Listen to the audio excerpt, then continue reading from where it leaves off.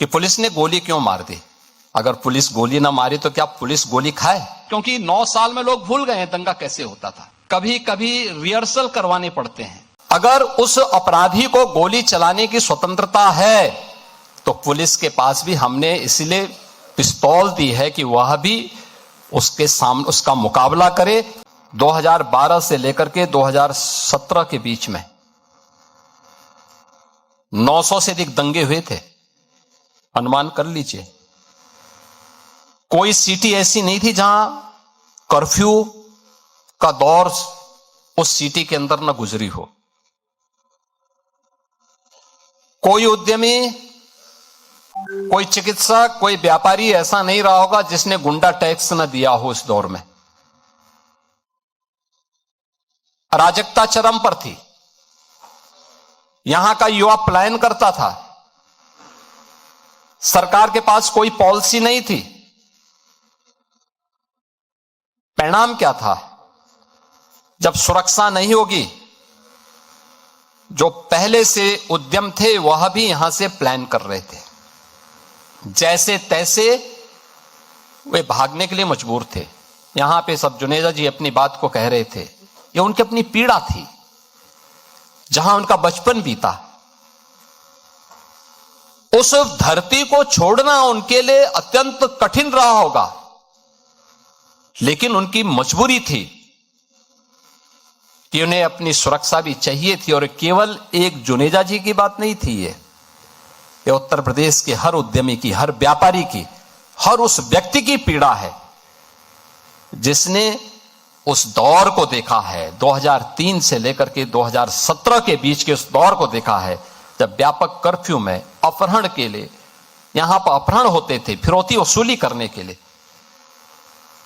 और उन स्थितियों में जब आदरणीय प्रधानमंत्री जी ने और हमारी पार्टी ने दायित्व मुझे उपलब्ध दिया था, तो हमें इस चुनौती का सामना भी करना था और हर एक नागरिक के मन में एक विश्वास भी पैदा करना था।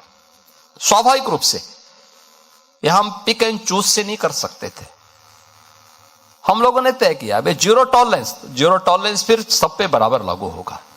अगर अपना व्यक्ति भी गलत करेगा तो उसके लिए भी वही कानून लागू होगा जो एक माफिया और अपराधी के लिए लागू होगा। कोई अपना पराया नहीं होगा। और हम लोगों ने इस मामले में जब कार्रवाई प्रारंभ की, प्रयास तो किया कि कानून के दायरे में रह करके करें, लेकिन बहुत बार होता है, आप भी इस बात को समझते होंगे, भाई अगर सामने वाला व्यक्ति कानून से भयभीत नहीं है तो फिर उसको कानून के दायरे में ला करके कानून की भाषा समझाना तो फिर तात्कालिक परिस्थिति हो जाती है। बहुत बार लोग टिप्पणी करते हैं कि पुलिस ने गोली क्यों मार दी। अगर पुलिस गोली ना मारी तो क्या पुलिस गोली खाए? ये दोनों काम एक साथ नहीं चल सकते। अगर उस अपराधी को गोली चलाने की स्वतंत्रता है तो पुलिस के पास भी हमने इसलिए पिस्तौल दी है कि वह भी उसके सामने उसका मुकाबला करे। उसका प्रशिक्षण इसी बात को लेकर के हो रखा है और उसको जिस भाषा में समझे उस भाषा में उसको समझाने का काम करे। और उस भाषा में जब समझाया गया, आपने देखा होगा पिछले 9 वर्ष में बड़े बड़े पर्व और त्योहार हो रहे हैं, सारे सकुशल संपन्न हो रहे हैं। कहीं कोई शांति भंग की बात नहीं करता है, कहीं कोई अराजकता की बात नहीं करता है, कहीं कोई फिरौती की बात नहीं करता है, कहीं कोई दंगा नहीं है, कोई फसाद नहीं है, कोई गुंडा टैक्स नहीं है। आज कहीं भी इस प्रकार की स्थिति नहीं है और उत्तर प्रदेश निवेश के एक बेहतरीन गंतव्य के रूप में अपने आप को स्थापित किया है। मुझे याद है जब मुझे पहला इन्वेस्टर समिट करना था, तब हमारे औद्योगिक विकास के मंत्री आए थे। उन्होंने कहा था कि हम एक यहां पे अपना इन्वेस्टर समिट करना चाहते हैं। तो मैंने उनसे पूछा कितने का आप निवेश करना चाहते हैं। वह दौर गया जब उत्तर प्रदेश के अंदर लोगों के मन में अविश्वास था, असुरक्षा थी, क्योंकि अराजकता थी। आज ये दूर की कौड़ी हो चुकी है। और मुझे इसके लिए अपने लोगों को सिखाने के लिए कभी कभी रिहर्सल करवाने पड़ते हैं कि भाई कैसे अगर कभी दंगा होगा, क्योंकि 9 साल में लोग भूल गए हैं दंगा कैसे होता था, तो मुझे रिहर्सल करवाने पड़ते हैं कि भाई देखो दंगा हो गया कैसे लड़ेंगे। और मैं जानता हूं बहुत बार के लोग करेंगे नहीं, तो मुझे स्वयं जाके खड़ा होना पड़ता है कि देखो मेरे सामने प्रदर्शन करो चलो।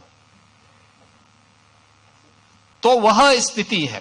अब हम लोग यूपी को हर एक निवेशक के लिए ट्रस्ट के रूप में, ट्रांसफॉर्मेशन के रूप में और टाइमली डिलीवरी के रूप में उत्तर प्रदेश आपके सामने आज यहां पे एक नई पहचान के साथ आ चुका है। और हमारा संकल्प है कि आदरणीय प्रधानमंत्री जी के विकसित भारत की संकल्पना को आगे बढ़ाने के लिए